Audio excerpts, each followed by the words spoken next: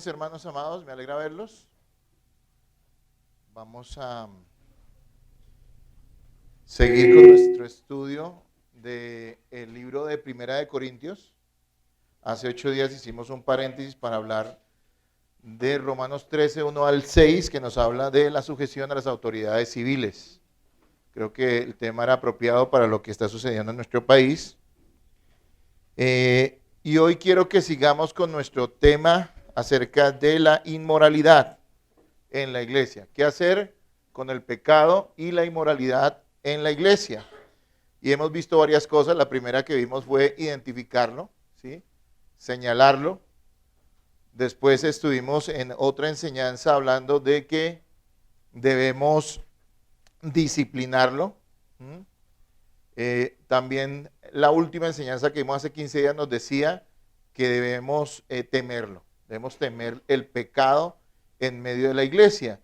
Y hay una frase allí en este capítulo 5 que dice Pablo: ¿no sabéis que un poco de levadura leuda toda la masa? Es decir, cuando el pecado es tolerado y permitido en la iglesia, sin que la iglesia corrija al pecador, hermanos, el peligro grande es que toda la iglesia termine contaminada por este pecado y se causen tremendos daños a la congregación.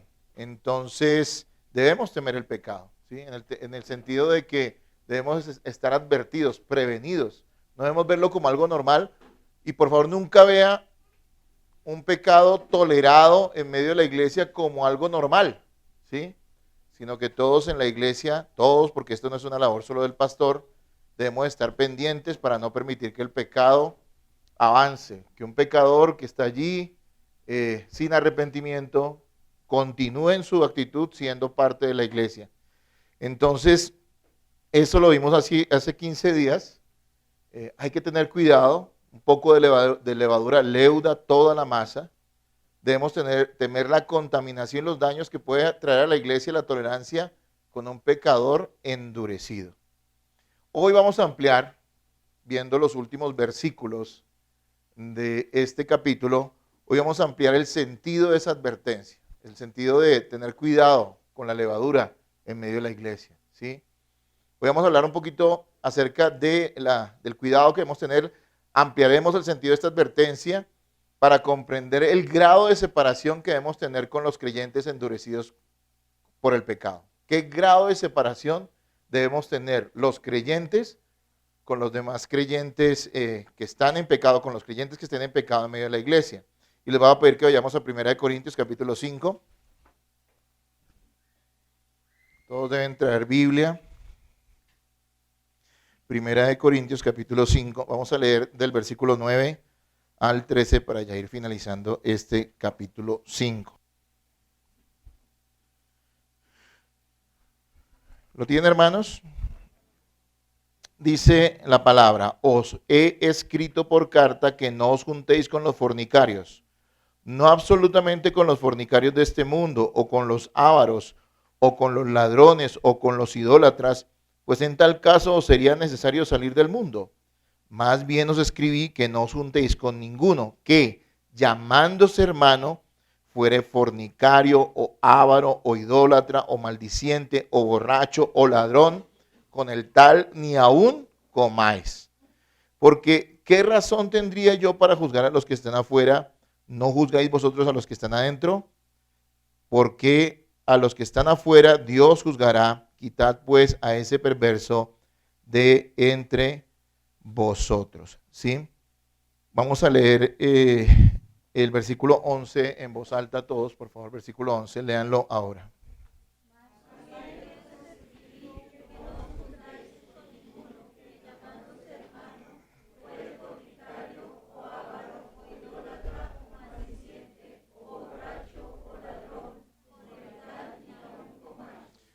Versículos como estos son poco predicados en las iglesias, y cuando predicamos expositivamente somos llevados y obligados, digámoslo así entre comillas, a predicar de esta gran verdad, que es algo absolutamente cierto para la iglesia de Cristo.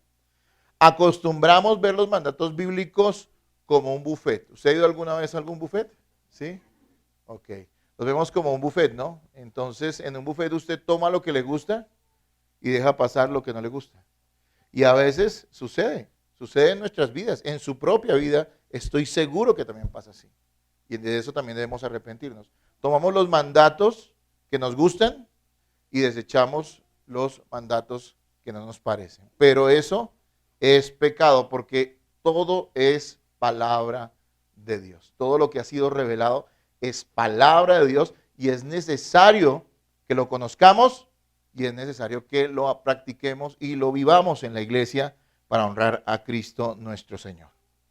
Un pecador endurecido, lo que nos está diciendo acá, es que un pecador endurecido puede arrastrar a otros hacia el pecado. Esta es la idea del capítulo. Un pecador endurecido puede arrastrar a otros hacia el pecado. Es por eso que Pablo les ordena no juntarse con ellos, mientras estos no se arrepientan delante de la iglesia. Escuche nuevamente esta idea porque quiero que la tenga en su cabeza. Un pecador endurecido puede arrastrar a otros hacia el pecado. Es por eso que Pablo les ordena no juntarse con ellos, mientras estos no se arrepientan ante la iglesia. Oiga, hermanos, esto parece poco cristiano, ¿no? Entre comillas. No es la idea que tenemos del cristianismo, no es la idea que habitualmente la gente tiene del cristianismo.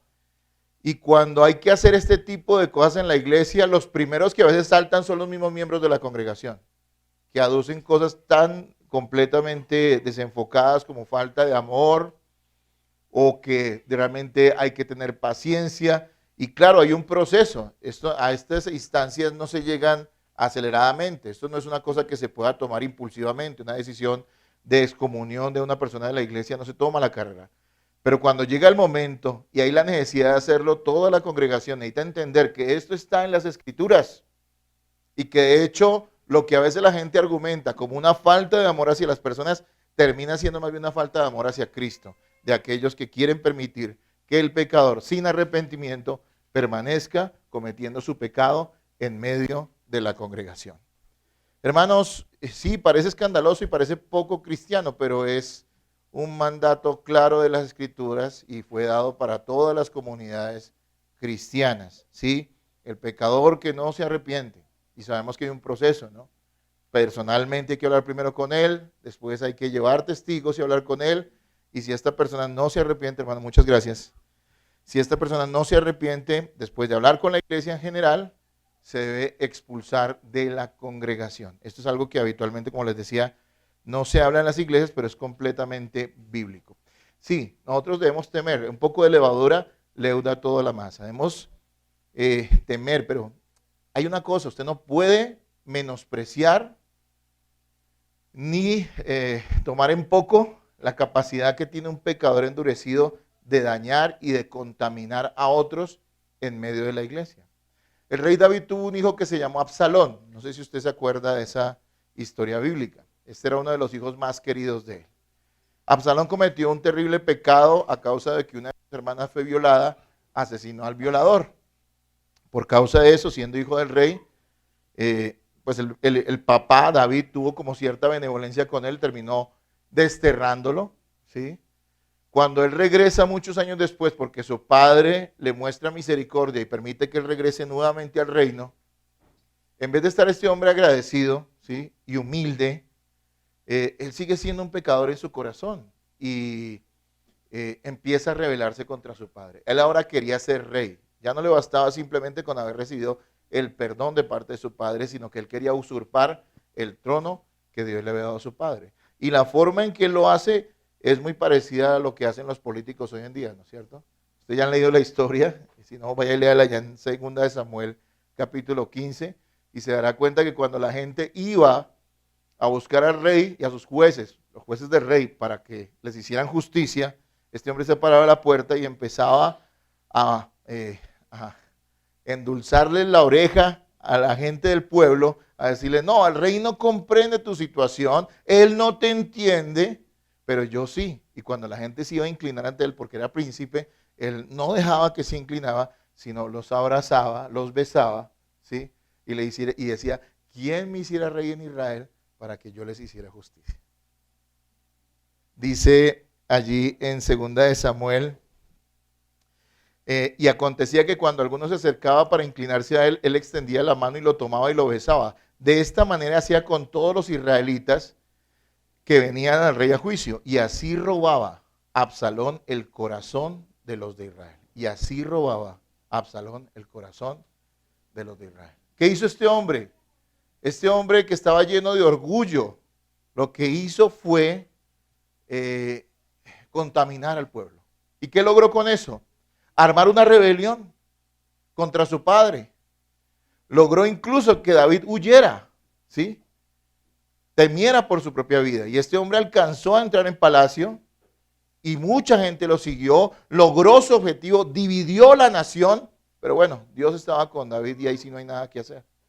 Esa rebelión fue quitada, fue aplastada y Absalón terminó muerto, ¿sí? Cosa que incluso su padre lamentó muchísimo. Hermanos, este es simplemente un ejemplo bíblico para que nos demos cuenta de que no podemos menospreciar ni tener en poco, porque es lo que nos enseña la Biblia, cuando una persona en medio de la iglesia está contaminando a otros con su pecado. Y esto es algo que debemos tener presente. Vamos a hacernos 3 preguntas hoy, 3 preguntas respecto al trato que se debe dar al pecador endurecido en la iglesia. Y vamos a ver las respuestas también a través de este pasaje. Hagámonos esas 3 preguntas. ¿Cuáles son esas 3 preguntas que nos vamos a hacer hoy? ¿A quiénes debe disciplinar la iglesia? Segundo, ¿qué tipo de relación debemos tener con los creyentes endurecidos por el pecado? ¿Qué tipo de relación debemos tener con los creyentes endurecidos por el pecado? Y la tercera pregunta que nos vamos a hacer en esta mañana es ¿qué responsabilidad tiene la iglesia frente a ese creyente endurecido? Entonces, número 1, ¿a quiénes debemos disciplinar? Número 2, ¿qué tipo de relación debemos tener con estos creyentes endurecidos? Y número 3, ¿qué responsabilidad como iglesia todos tenemos con estos o frente a estos creyentes endurecidos? Y vamos a estar en nuestro texto. Le pido que tenga la Biblia abierta, que esté atento, hermanos. Toda enseñanza que se da en la iglesia, basada o donde se exponen las escrituras, es algo que usted como creyente necesita conocer, para que todos juntos, y no solamente unos que a veces que reciben realmente la enseñanza, practiquemos esto. Es la única manera en que vamos a madurar y crecer juntos como iglesia del Señor. Versículos 9 y 10. La primera pregunta, ¿a quiénes debe disciplinar la iglesia? ¿A quiénes? Yo quiero que usted lea versículos 9 y 10. Acuérdense que me gusta que leamos, que participemos y que me colaboren con eso. Versículos 9 al 10, ¿qué dice?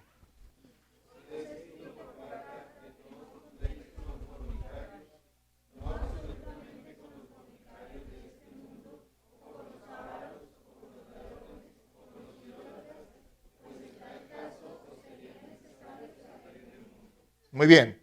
Note lo que dice primero Pablo en el versículo 9. Él ya les había escrito en otra carta, que no es segunda de Corintios porque esa vino después. Entendemos que hubo otras cartas que Pablo escribió a la iglesia de Corintios, pero que no están incluidas dentro del canon bíblico. Él ya les había escrito, ¿sí? Y ya les había dicho que debían apartarse de quienes practicaban la inmoralidad sexual en medio de la iglesia. Sin embargo, neciamente, los corintios lo estaban aplicando a los incrédulos. ¿Me explico? Lo que ellos creían era que Pablo les decía que no debían juntarse con los fornicarios, con los inmorales que están fuera de la iglesia, ¿sí? Entonces, ¿el qué tiene que hacer? Y esa es la razón por la cual consigna esto acá, en este escrito, en esta parte del capítulo, ¿sí? Él está diciendo, no, a ver. Si no se van a mezclar con ningún fornicario, les toca salirse del mundo, ¿sí? Él les aclara, no, es con los que se dicen ser cristianos, son parte de su comunidad y son fornicarios. Si ellos no se arrepienten, no se junten con ellos. Y esto es claro, es fuerte, es duro, se dice fácil. En la práctica no es tan fácil hacerlo, pero hay que obedecer. Miren, hermanos, la iglesia tiene el deber de disciplinar a quienes se identifican como cristianos y siendo parte de su comunidad, porque no podemos ir tampoco buscando pecados en otras iglesias, ¿sí? Y que siendo parte de su comunidad persisten en pecar. El cristiano, siendo hijo de Dios, tiene el privilegio de ser formado por el Señor en medio de la iglesia, la cual es su familia espiritual. Solo en los creyentes la corrección de la disciplina bíblica dará frutos, ¿sí? Eso que las personas a veces asumen como que la iglesia tiene algo en contra mía, como que los hermanitos no me quieren porque mire, me están diciendo que lo que estoy haciendo está mal. No es otra cosa, hermanos, que amor manifestado, que un interés sincero, obviamente cuando se hace con una buena motivación, esa disciplina, un interés sincero porque ese hermano no siga en el pecado. Si usted no quiere ser disciplinado nunca, si usted no quiere corrección, nunca se involucre con una iglesia, y menos con una iglesia seria. Hay muchos lugares donde usted va a ir y va a pasar desapercibido. Va a ocupar una silla, le van a decir cosas lindas, va a brincar un rato con la música de alabanza y se irá para su casa a seguir siendo el mismo. Pero ese no es el caso de aquellos que verdaderamente han nacido de nuevo y son parte de una comunidad cristiana. A ellos Dios ha determinado que sea por medio de la disciplina que sus hermanos mismos apliquen, que maduren, que crezcan y que se aparten del pecado. O sea que esto es un privilegio. Ahora, la otra es que solo la corrección va a dar frutos en los creyentes, porque es que en los incrédulos no va a dar frutos, ¿sí? Hermanos, note algo acá. No se nos está prohibido, no se nos está prohibiendo tener trato con los pecadores de este mundo. ¿Sí? Versículo 10. No se nos está prohibiendo tener trato con los pecadores de este mundo, sino con aquellos que siendo cristianos pecan sin arrepentimiento. ¿Sí? Imagínese que usted pensara que no se puede mezclar con ningún fornicario en el mundo. ¿Qué pasaría con usted? Que ni siquiera pudiera hablarle. ¿Qué pasaría con usted? Pasaría lo que pasó en la Edad Media, ¿no? Ascetismo. Ya lo hablamos en Colosenses, ¿no? Que vamos a aislarnos del mundo para evitar el pecado, pero Pablo no promueve eso. Él está diciendo, no, pues en cada caso tienen que irse del mundo. Peligro no está en los de afuera, usted ya sabe que son fornicarios. Obviamente usted no va a participar de su fornicación. Claro que no, porque usted es un hijo de Dios. El peligro está en aquellos que se dicen ser cristianos y viven en pecado. Eso sí es peligroso, ¿sí? Es grave el pecado de los incrédulos, hermanos, pero más nocivo es el pecado de los creyentes al interior de la iglesia. Vuelvo y se los digo, es grave el pecado del incrédulo, pero más nocivo el pecado de los creyentes al interior de la iglesia. Mire, de los incrédulos no se espera nada, pero de los creyentes, sí, porque usted ha dicho que usted tiene a Cristo y que usted ha nacido de nuevo. ¿Sí? Entonces, sí, hermanos, de los incrédulos no esperamos nada. A mí me dicen, el mundo hizo y el mundo deshizo, y pues sí, no deja uno de asombrarse de cierta forma, pero no es algo que uno lo afecte porque uno dice, bueno, pues es que es el mundo, ¿sí? Y el mundo está perdido.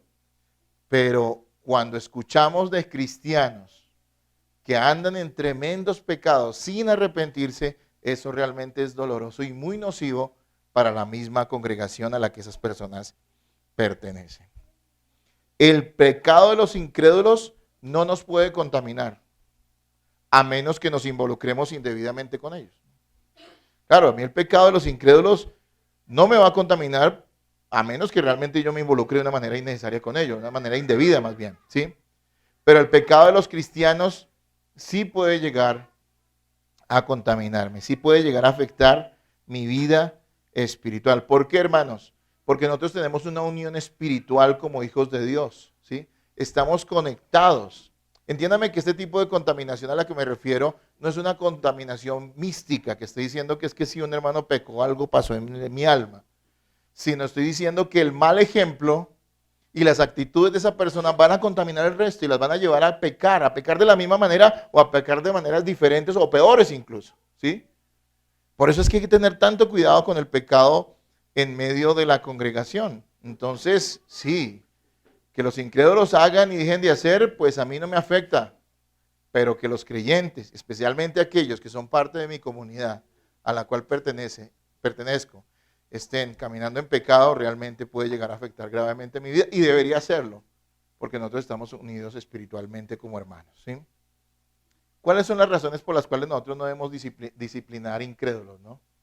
Eso me pasó anteriormente. Hace muchos años venían personas y me decían, pastor, vaya y reprenda a mi marido. Sí, el marido pues nada que ver con Cristo. Y le decía, si usted quiere yo voy y le predico el evangelio, pero yo no le puedo reprender a él porque él no me va a entender, porque él no es un creyente. ¿Sí? Yo le puedo predicar el evangelio y esperar que Dios le conceda gracia para que se arrepienta, pero él no es un creyente. Esto se va a aplicar ¿a quién? A los creyentes, a los que tienen vida espiritual. ¿Sí?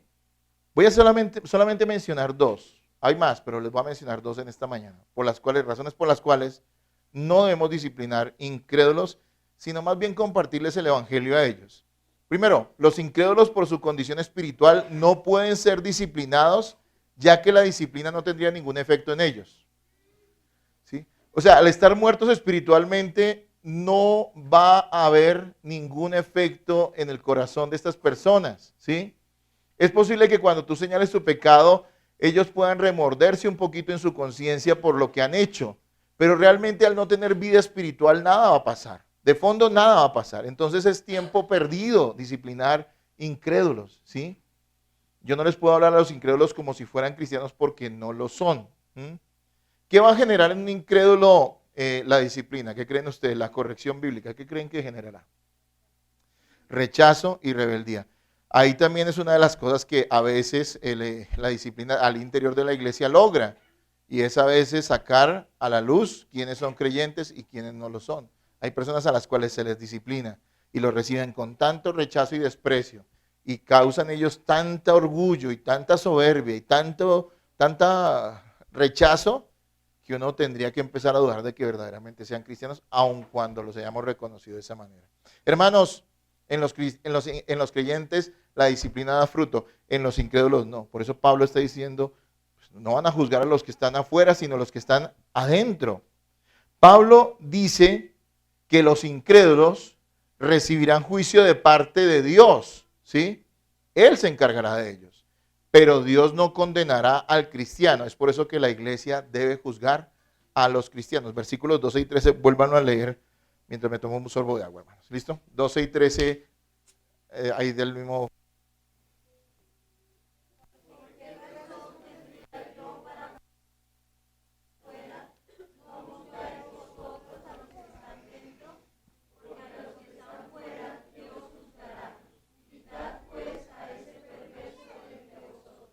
Hermano, yo le pregunto una cosa. ¿Usted preferiría ser juzgado por Dios, o sea, condenado por Dios eternamente, o usted preferiría ser juzgado, es decir, disciplinado por la iglesia temporalmente?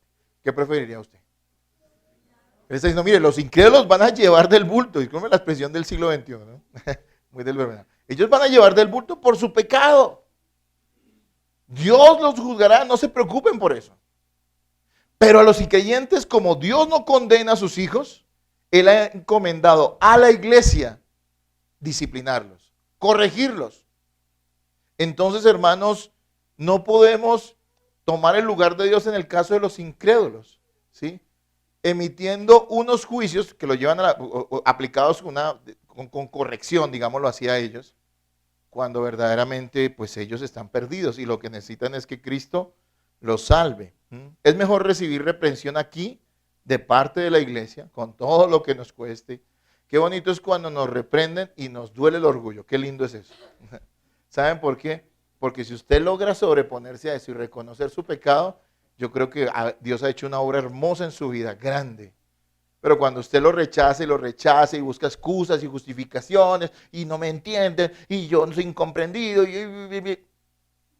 hermano, no está pasando nada en su vida.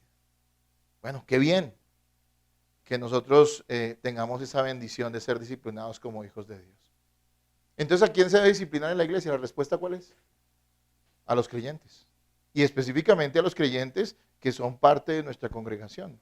Yo no puedo ir a cazar pecados de las demás iglesias. A veces me ha pasado con hermanos que conocen hermanos en otras congregaciones y me dicen, no, pastor, porque usted no va y habla con esa persona. Le digo, pero es que esa persona tiene un pastor. No es que yo no lo pueda hacer. De pronto algún día en una conversación pueda tocar el tema. O si esa persona quiere venir a mí y decirme las cosas, bueno, en ese caso yo la aconsejaría. Pero también le diría, vaya a su pastor, vaya a su iglesia. Su iglesia es la que debe tener cuidado con eso en su vida. Y en este caso, amados hermanos, es a los creyentes, a los cristianos a quienes se debe disciplinar. Veamos la segunda pregunta en esta mañana que podemos resolver o responder a través del estudio de este texto bíblico. ¿Qué tipo de relación debemos tener con los creyentes endurecidos por el pecado? ¿Qué tipo de relación debemos tener con los creyentes endurecidos por el pecado? Yo ya les he aclarado, y lo repito una vez más, que cuando hablamos de una persona endurecida por el pecado, estamos hablando de alguien que no se arrepiente, ¿sí?, de lo malo que ha hecho, que persiste en ello. Muchos excusándose, justificando, y no está de más que algunos incluso busquen argumentos bíblicos descontextualizados o interpretados de una manera inapropiada para justificar su pecado. Esa persona está en pecado. Esa persona está endurecida, su corazón está duro, no quiere arrepentirse. Entonces, ¿cuál es la relación que debemos tener con ellos? Si seguimos la mentalidad del mundo que nos dice que todo debe ser ¿qué? Tolerancia, y es que algunos que a pesar de que lleven años en la iglesia todavía tienen esa mentalidad como los corintios, ¿no? Pablo les enseñó y ellos todavía tenían la filosofía del mundo ¿en dónde? En la cabeza. Hay hermanos que tienen todavía esa filosofía por ahí camuflada, ¿sí? Y a veces se les sale, ¿sí? Pero aquí nos dicen que la tolerancia, no, la tolerancia, él es así, que tengámosle paciencia, eso algún día va a pasar algo, pero no es lo que enseña la Biblia. ¿Cuál es el tipo de relación que debemos tener toda la comunidad cristiana con aquel hermano que se ha endurecido por el pecado y no se quiere arrepentir? Pablo ordena un trato drástico a estos creyentes impenitentes, un creyente que no se arrepiente. Pablo ordena un trato drástico a estos creyentes impenitentes. El Dios de amor es el mismo que exige que nos apartemos de ellos. ¿Qué es lo que está diciendo Pablo allí? En el versículo 11, por favor, léanlo ustedes. Y se lo y mire lo que está allá. Versículo 11. Léanlo ahora.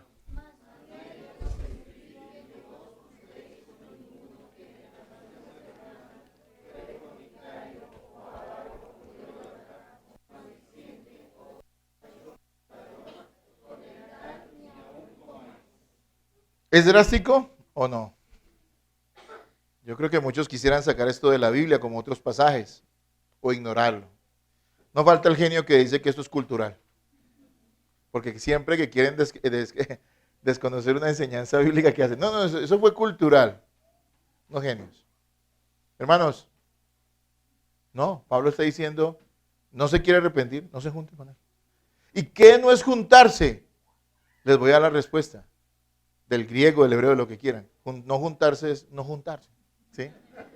Sí, yo lo investigué. Y quiere decir no relacionarse con esa persona. Eso es lo que quiere decir. ¿Sí?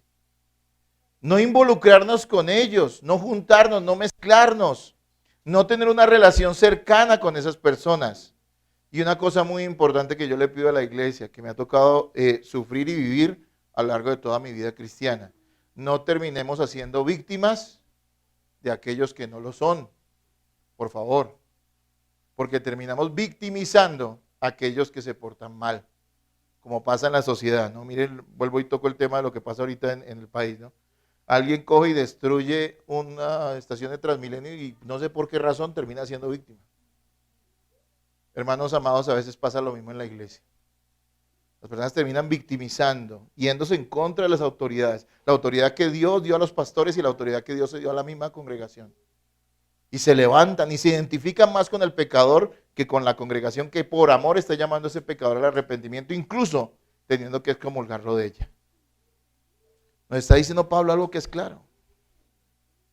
No se junten con ellos. Bueno, pero ¿qué es no juntarnos, pastor? Bueno, la respuesta está en el mismo versículo.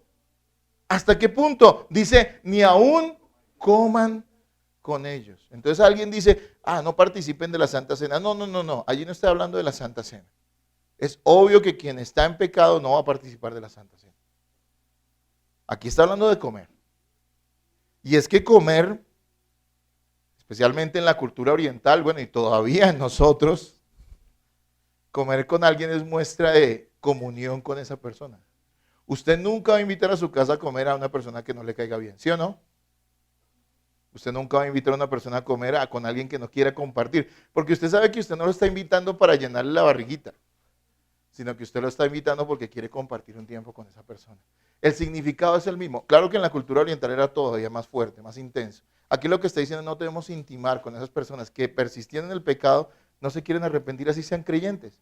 Porque Pablo todavía está dando el beneficio de la duda. En ningún momento ha dicho que son condenados. Está diciendo, son creyentes, pero apártenlo. Por eso decía, entréguenlo a Satanás para que no se pierda su alma. ¿Sí? Todavía él está pensando que esa persona, a pesar de todo, es un creyente verdadero, pero que está viviendo en pecado. Y necesita ser sacudido por Dios a través de la iglesia. Sacudida su conciencia, ¿sí? No intimar. Miren, esta idea en la Biblia, que usted se acuerda de ese pasaje de Apocalipsis que dice, he aquí yo estoy a la puerta y llamo, si alguno oye mi voz es el Señor Jesús llamando, ¿no? A la iglesia, entre otras cosas, ¿no? Porque ese pasaje no es para incrédulos. Dice, he aquí yo estoy a la puerta y llamo, si alguno oye mi voz y abre la puerta, entraré a él y ¿qué haré? ¿Se acuerdan? Y cenaré con él y él conmigo. Miren la importancia que le da la Biblia a la figura de comer juntos. Cenar es intimar, cenar es tener comunión con esa persona. Y Pablo le está diciendo a la iglesia, mire, a los que persisten en pecar, ni siquiera coman con ellos. Un comentarista, William MacDonald, dice lo siguiente, no deberíamos hacer nada que esta persona pueda interpretar como que aprobamos su pecado. Vuelvo y se lo repito, no deberíamos hacer nada que esta persona pueda interpretar como que aprobamos su pecado. Y es que ese es el problema. Cuando una persona peca y no se arrepiente y la iglesia toma una medida disciplinaria contra ella, cuando nosotros a veces le tendemos manos amistosas, ¿sí? De una manera inapropiada, de cierta manera esa persona lo que puede pensar es que nosotros estamos, ¿qué? De acuerdo con su pecado. Y esa persona se puede aferrar de ahí. ¿Cuántas iglesias han terminado divididas porque la iglesia llama a disciplinar a una persona y siempre hay un grupito de hermanos que rodean a ese pecador y que le dicen, los demás son malos, nosotros somos buenos, nosotros sí te entendemos? Cuando Pablo le está dando una orden, ¿a quién? A toda la congregación. Y los cristianos deberían hacerlo así. Mire qué importante enseñanza esta para aplicarla en nuestra congregación y en todas las iglesias.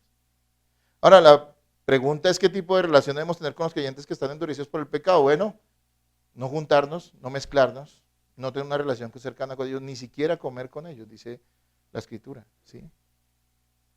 ¿Con quiénes debemos hacerlo? También da la respuesta ahí mismo, dentro de la misma pregunta del segundo punto. Con cualquier creyente que persista en cometer cualquier tipo de pecado sin arrepentimiento, no solamente los inmorales, porque algunos podrían agarrarse y decir, no, pero es que solamente con los fornicarios, con los que están cometiendo el pecado de este hombre, o sea, es decir, una cosa ya exagerada, ¿no? Un incesto, ¿sí? Una cosa de estas.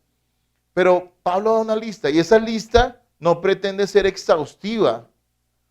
Incluye varios pecados para hacernos entender que todo pecado impenitente es tan grave como otro, ¿sí?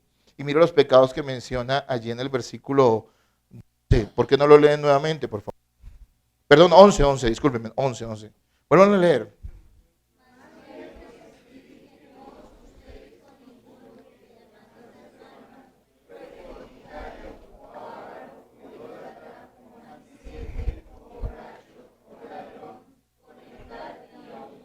Mire, esto nos ayuda a entender y ampliar la idea de qué cosas se deben disciplinar en la iglesia. No es solo el tipo de pecados escandalosos que a veces las personas creen que ameritan este tipo de disciplina, ¿sí? De trato. Aquí nos está diciendo que personas como ¿quién? Un avaro. Yo pienso que los avaros hoy en día son admirados, ¿no es cierto? El que dice trabajar, trabajar y trabajar. Y dicen, uy, qué responsable. Es un tipo que descuidó su familia y que descuidó la iglesia. ¿Sí? Eso es de admirar en el mundo. Pero en la iglesia, no. Un avaro ¿qué es? Un amante del dinero, un codicioso. ¿Sí?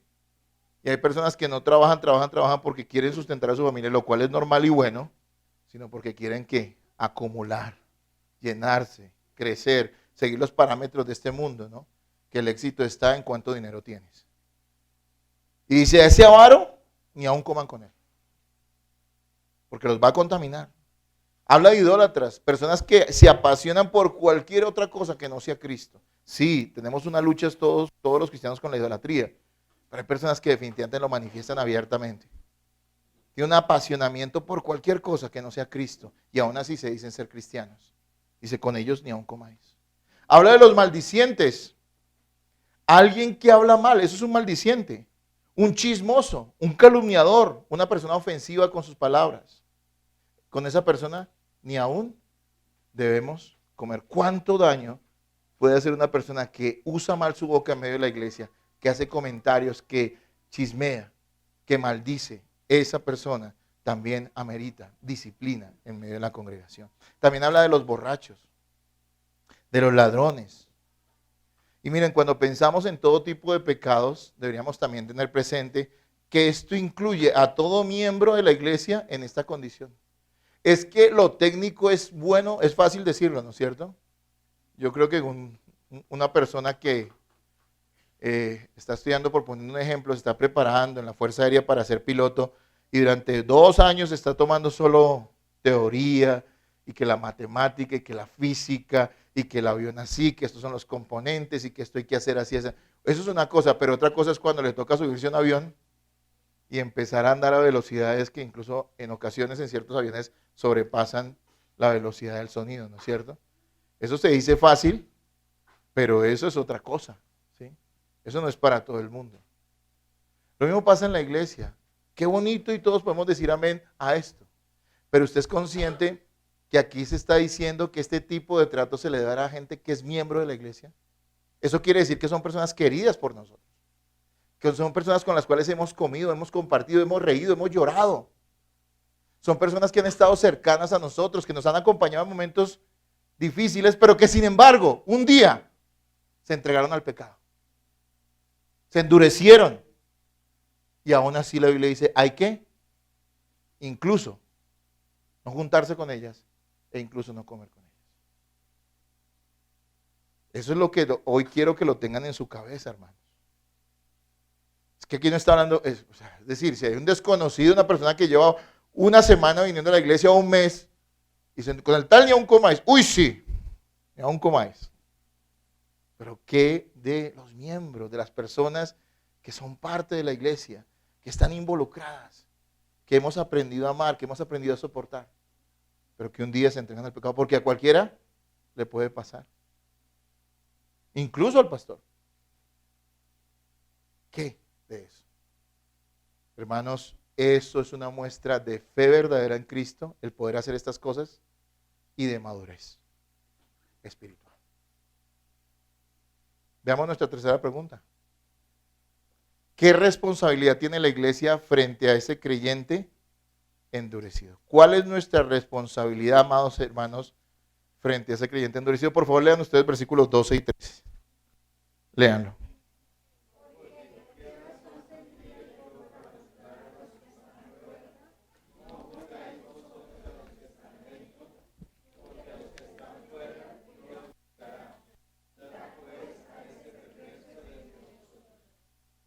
Pablo sigue usando un lenguaje fuerte. O sea que no nos cabe la menor duda de que lo que él está diciendo, lo está diciendo. Está diciendo apártenlos. Y al final los trata de ¿qué? De perversos. Mucha gente en la iglesia se molestaría si uno tratara a un pecador endurecido, un miembro endurecido, como un perverso.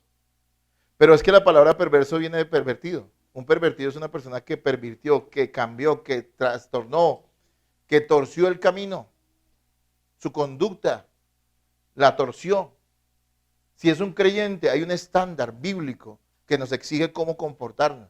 Y si nos hemos apartado de él, pues por eso Pablo llama a este hombre un perverso, hermanos. La iglesia tiene la responsabilidad de apartar a esta persona de la comunión de la iglesia por el bien de los demás miembros, el de esa persona y por la gloria de Cristo. Es nuestro deber frente a ese miembro endurecido, ese creyente endurecido, apartarlo. ¿Por qué? Número 1, por el bien de los demás. Un poco de levadura leuda toda la masa. Entiéndase, aclaro una vez más, no estamos hablando del hermano que peca y se arrepiente, no estamos hablando del hermano que reconoce una debilidad y que está pidiendo que la iglesia le ayude. A ese hermano debemos cobijarlo, abrazarlo y bendecirlo y no verlo jamás de una manera equivocada. Porque ese hermano, a pesar del pecado en el que pueda andar, está andando humildemente, está reconociendo su maldad, está esperando y pidiendo que la iglesia le ayude. No está hablando de ese tipo de personas, está hablando de aquellos que persisten en su maldad, que la justifican, que quieren seguir haciendo lo mismo, a pesar de que por la enseñanza bíblica que han recibido saben que lo que hacen es pecado, ¿sí? En el versículo 12, Pablo les dice lo siguiente: porque ¿qué razón tendría yo para juzgar a los que están afuera? ¿No juzgáis vosotros a los que están adentro? ¿Se acuerdan la idea que les di ahorita al principio de esta enseñanza, que les dije que Pablo ya en otra carta les había dicho que no se juntaran con los fornicarios? ¿Y cómo tomaron los corintios esto? Lo tomaron como que no iban a juntarse con los de afuera, fornicarios de afuera. Pablo les aclara, no, porque si no necesitarían salir del mundo. Estamos hablando de los que se dicen ser cristianos y andan en fornicación o en cualquier otro pecado sin arrepentimiento. Ahora mire que la idea acá se cierra, digámoslo así, ¿sí? Aquí está diciendo, pues ¿cómo van ustedes a juzgar? O sea, no a juntarse con los de afuera si están permitiendo que eso suceda adentro. Si ustedes hablan tan mal de los fornicarios del mundo, pero permiten que la fornicación esté dentro de ustedes. O sea que lo que Pablo está haciendo es que él asume que la iglesia debe juzgar, y es la palabra que usa la Biblia, a los miembros de su propia comunidad, a los creyentes, y lo debe hacer por el bien de los demás. Hermanos, ¿cuáles son las razones por las cuales debemos apartarnos de este tipo de creyentes? Quiero dar 3 nomás hoy, para que entendamos bien la idea. Pablo ya nos ha transmitido el hecho de que con estas personas debemos apartarnos de ellas, no juntarnos. Ahora yo también quiero regresar aquí un poquito a eso y quiero aclarar otra cosa. Aquí no está diciendo que nosotros debamos odiar a esas personas. De ninguna manera. Eso es pecado. No está diciendo que debemos odiar al hermano que persiste en pecado. No está diciendo que no lo podamos saludar. No está diciendo que no debemos intimar con él, pero no que no lo podamos saludar. No nos está diciendo que nosotros lleguemos a creer que somos mejores que él, porque es que nosotros sí no andamos en ese pecado y mire ese fuchi. No. No, hermanos, porque también estarías tú también pecando. Cuando tú ves una persona, un hermano, de pronto alguien que tú has conocido bien y está ahora en pecado terrible, ¿qué deberías hacer tú? Temer. Y decir, Señor, no soy nadie. Yo no soy mejor que él, pero tu gracia se ha manifestado en mi vida al permitirme no caer en este tipo de pecado. Es humildad lo que debe haber en nuestro corazón, no soberbia. Y eso es algo que también quiero aclarar. Sí, no debemos juntarnos, ni aún comer con ellos, pero no significa que los odiemos, no significa que no podamos saludarlos, no significa que creamos tonta y pecaminosamente que somos mejores que ellos, porque eso es una actitud terrible que ofende a Cristo. Ahora bien, vuelvo a lo que se estaba diciendo. ¿Cuáles son las razones por las cuales debemos apartarnos de este tipo de creyentes? Hay que entender otra cosa, miren, no se trata de un castigo, ¿sí? Como cuando una persona comete un crimen y lo mandan a la cárcel 5 años. Se recibió su merecido. No, la disciplina no tiene que ver nada con darle un merecido a nadie. De ninguna manera. La disciplina pretende, ante todo, señalar el pecado para que la iglesia pueda identificar lo que está mal, pero sobre todo buscar el arrepentimiento de ese pecador endurecido. Incluso, acuérdense que lo dije en una enseñanza anterior, la excomunión, el apartar a una persona de la comunión de la iglesia, está buscando que se arrepienta. Porque si es un cristiano no va a estar conforme viviendo en el mundo, va a buscar otra vez la iglesia del Señor, va a buscar el arrepentimiento y va a entender que lo que hizo estuvo muy mal. Entonces no se trata de un castigo ni una manera de purgar el pecado. No, es que yo vengo de un trasfondo pentecostal, a veces un poquito raro. Bendigo las iglesias donde estuve o la iglesia donde estuve. Gracias a Dios por las personas que estuvieron allí y los que me predicaron el evangelio. Pero había muchas cosas equivocadas. Y a veces la disciplina se aplica de esa manera. Uy, ¿cometiste un pecado tal cual? 1 año en disciplina. O sea, ya había una sentencia con fecha y caducidad. No. Porque no se trata de un castigo, se trata de buscar el arrepentimiento de un hermano. Y si un hermano cometió tremendo pecado y tú lo reprendes y él se arrepiente inmediatamente, ya se acabó el asunto. Ya quedó ahí. Sigamos adelante, ¿sí me entiendes? Pero aquí estamos hablando de alguien que está endurecido, que persiste en su maldad. Anote estas 3 razones por las cuales nosotros no debemos apartarnos de este tipo de creyentes. Número 1, los pecadores endurecidos son mal testimonio para la iglesia. Los pecadores endurecidos son mal testimonio para la iglesia. No siempre podemos evitar el pecado en la iglesia. No siempre lo vamos a lograr hacer, ¿sí? Pero sí podemos marcar diferencia con quienes practican el pecado. Qué terrible es que a nosotros nos lleguen a identificar como una iglesia que tolera el pecado. ¿Se acuerdan lo que le pasaba a los corintios? Había un incestuoso en medio de ellos y aún los incrédulos rechazaban el incesto. O sea que el testimonio de la iglesia de Corinto, ¿dónde estaba? Por el piso.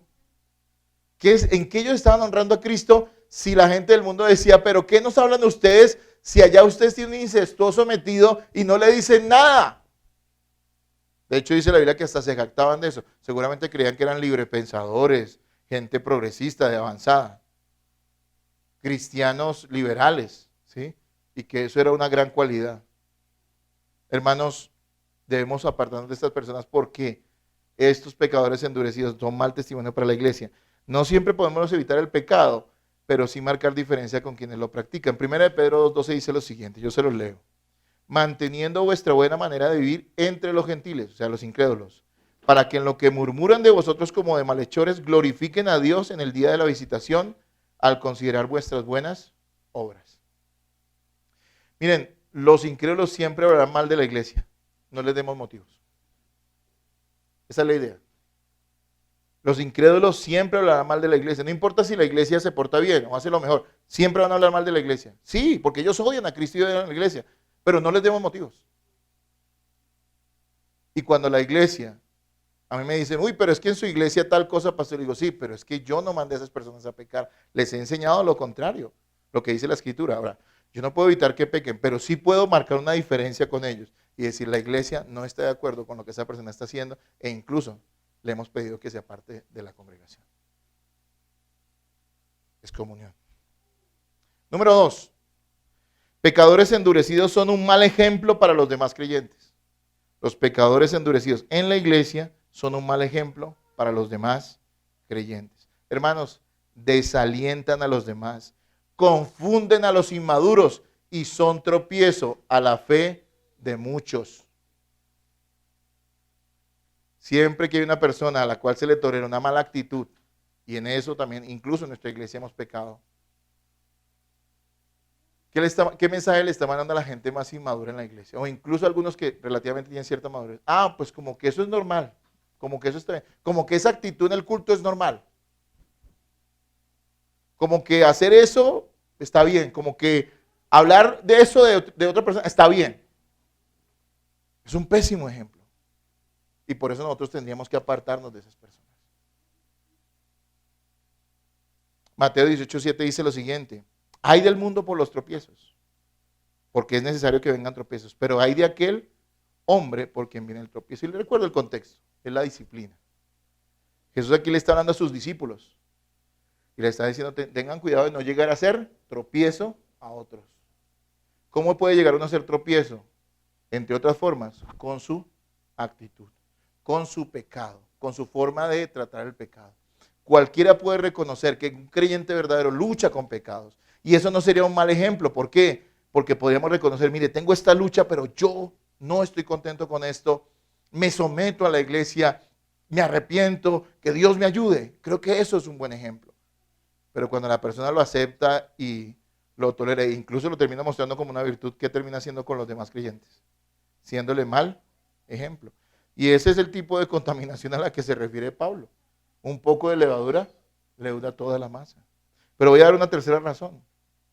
Pecadores endurecidos tienden a querer contaminar a otros. Pecadores endurecidos tienden a querer contaminar a otros. Pueden con sus actitudes y comentarios dividir o destruir la congregación. Y hay congregaciones que han sido destruidas por la actitud de personas que están en pecado, en rebeldía, ¿sí? Que tienen un inconformismo mal enfocado en medio de la congregación. Mira, a veces para dividir una iglesia no necesita formar dos bandos. O que cogimos un grupo y me formé otra iglesia. No. A veces uno divide una iglesia poniendo unos hermanos en contra de otros con nuestros comentarios. Creando malestar entre hermanos. Sembrando cizaña entre unos y otros. ¿Cuánta gente indispone a hermanos de la iglesia, digamos, contra el pastor? ¿Cuántas personas se indisponen unos a otros? Por eso dice la Biblia, tengan cuidado, porque estas personas que están endurecidas por el pecado van a tender a contaminar a otros con sus actitudes, con sus palabras, con sus dichos. Tito 3, 10 al 11 dice, al hombre que cause divisiones, después de una y otra amonestación, deséchalo. Es que Pablo a veces no se andaba con diplomacias, ¿no? La palabra desechar es fuerte. Al hombre que cause divisiones, después de una y otra amonestación, deséchalo. Sabiendo que el tal se ha pervertido, otra vez usa la misma palabra que usa en Corintios 5, ¿sí? Y peca y está condenado por su propio juicio. ¿A quién le está diciendo esto? Tito. ¿Tito quién era? Un pastor. Le está diciendo al pastor, al que tú le digas 2 veces, por lo menos 2 veces, le amonestes y no se corrige y esté causando divisiones por sus actitudes, por sus comentarios, por cualquier cosa, deséchalo. Eso es lo que la Escritura dice. Hermanos, también una de las cosas por las cuales tenemos una responsabilidad frente a los creyentes endurecidos y que nosotros debemos aplicar la disciplina es por el bien de esas mismas personas. Si nosotros toleramos el pecado, ¿qué mensaje le estamos mandando al pecador? Si nosotros no le decimos al que anda en pecado en medio de la iglesia nada, ¿qué mensaje le estamos enviando? Saben que lo estamos odiando. Le estamos diciendo, ¿sabes qué? Tranquilo, sigue así. Y la persona va a seguir en su pecado. Nunca va a arrepentirse porque nunca va a sentir el peso del mal que está haciendo en medio de la congregación. Entonces, aun cuando a algunos les cueste mucho creerlo, sí, cuando uno le amonesta a un hermano, cuando lo exhorta, cuando uno lo corrige, está demostrando amor por él, porque incluso aquí Pablo dice, entréguenlo a Satanás, pero él todavía no ha perdido la esperanza con ese pecador, con esa persona que está en ese terrible pecado de fornicación, de inmoralidad sexual con la mujer de su padre. Él está diciendo, no, todavía es posible que esa persona sea sacudida, pero al final su alma sea salva. Entonces, hermanos, cuando nosotros no señalamos el pecado de una persona que persiste en él, y recordemos siempre el proceso que debe seguirse en la disciplina, primero personalmente y después progresivamente público a la iglesia. Amados hermanos, nosotros estamos trayendo sobre esa misma persona o permitiendo que el juicio de Dios venga sobre ella, sin alertarla. Yo me pongo a pensar cuando estudiaba esto, cuántas personas hoy están en el infierno y maldicen a sus pastores. Hay gente. ¿Cuántas personas hoy están en el infierno y maldicen a sus hermanos, entre comillas? Tal vez estuvieron en una iglesia y les decían, tranquilo, paz y tranquilidad. Todo está bien, el Señor es bueno, el Señor es misericordioso. Dios entiende que tú tienes esta debilidad, tranquilo, sigue ahí, con tal de que estés con nosotros. Y algún día murieron y se fueron a la condenación y allá están levantando su puño contra Dios, contra sus pastores y contra sus hermanos que nunca quisieron señalar su pecado. Vuelvo y les digo, es mejor ser corregido por la iglesia acá y no condenado eternamente por el Señor. Pero miren, la más importante de todas. Bueno, yo quiero leerles algo acá también. Dice 1 Corintios 11, 31 al 32. Si pues nos examinásemos a nosotros mismos, siempre lo leemos en la Santa Cena, ¿no? Si pues nos examinásemos a nosotros mismos, no seríamos juzgados. Pero siendo juzgados, somos castigados por el Señor, para que no seamos condenados con el mundo. Una versión más actualizada dice, en el lenguaje dice, sin embargo, cuando el Señor nos juzga, nos está disciplinando para que no seamos condenados junto con el mundo. O sea, qué bueno es recibir disciplina acá. Imagínese una persona que dice ser cristiana y vive en pecado y tranquilo. Lo que está diciendo es que al no ser juzgado por el Señor acá, lo que va a pasar es que allá sí va a ser condenado porque tal vez nunca fue hijo de Dios. Pero cuando aquí sentimos la disciplina que nos duele y la carne se sacude, ¿no es cierto? Cuando se nos llama la atención, cuando se enseña la palabra y la palabra nos llega al corazón, Está diciendo, miren, no tomen en poco. Eso es lo que dice en Corintios, lo que leemos siempre en la Santa Cena. No tomen en poco porque Dios nos está juzgando acá para que no seamos condenados con el resto del mundo. Por eso es importante que tú, hermano, participes de esa disciplina hacia los hermanos. Pero la más importante, ¿por qué o qué responsabilidad tenemos nosotros al disciplinar al individuo? Tenemos una responsabilidad, de darle la gloria a Cristo. Cristo es glorificado cuando no se tolera el pecado en la iglesia. Dios es santo y Él odia el pecado y también odia que el pecado se tolere en la iglesia. Si la iglesia es de Cristo y lo es, ¿por qué nosotros darnos el lujo de permitir el pecado que ofende a nuestro Señor en medio de la iglesia? Romanos 2:24 dice, porque como está escrito, el nombre de Dios es blasfemado entre los gentiles por causa de vosotros, hablando en esencia de los judíos que conocían a Dios. Hermanos, lo más importante es la gloria de Cristo. ¿Cómo podemos decir que Cristo habita en medio de nosotros si nosotros somos tan tolerantes con la maldad en medio nuestro? Yo creo que a ninguno de ustedes les gustaría vivir en una casa cochina, sucia, ¿sí? ¿Sí o no? Creo que todos se preocupan, ¿no? Y hacemos un gasto cada semana en límpido y en Clorox y toda esa cosa, ¿no? Porque queremos que las cosas huelan bien, se vean bien. Uno puede no tener muchos recursos, pero trata que sus cositas, si sean pocas, estén bien. Nadie quiere vivir en una casa llena de excrementos. ¿Por qué nosotros, que somos la iglesia donde habita el Dios vivo, queremos que aquí, por un amor olímpico, que algunos todavía quieren decir, no, es que no hay nada, no pasa nada, es que eso es que le tienen bronca. Es que eso es lo que lo tienen entre ojos. Permitamos que el Señor, donde Él habita, el Espíritu Santo, donde habita el Espíritu Santo, esté en un lugar lleno, en un lugar donde se tolera el pecado. Hermano, no puede ser así. Termino. La disciplina en la iglesia no es agradable, hermanos, ni es fácil de aplicar. Eso debemos tenerlo claro. Es que no es agradable ni fácil.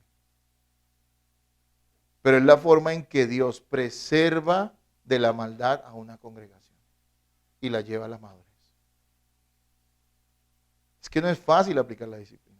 Miren, aún para mí como pastor, no es fácil. A veces uno quisiera quisiera evitar este tipo de confrontaciones con algunos hermanos. Sobre todo que uno ve que muchos se levantan en rebeldía y terminan acusándolo a uno de cosas que no son. Pero amados hermanos, no hay otra forma. Alguien podría decir, no, el Espíritu Santo santifica la iglesia. Sí, eso es totalmente cierto, pero mire qué métodos usa.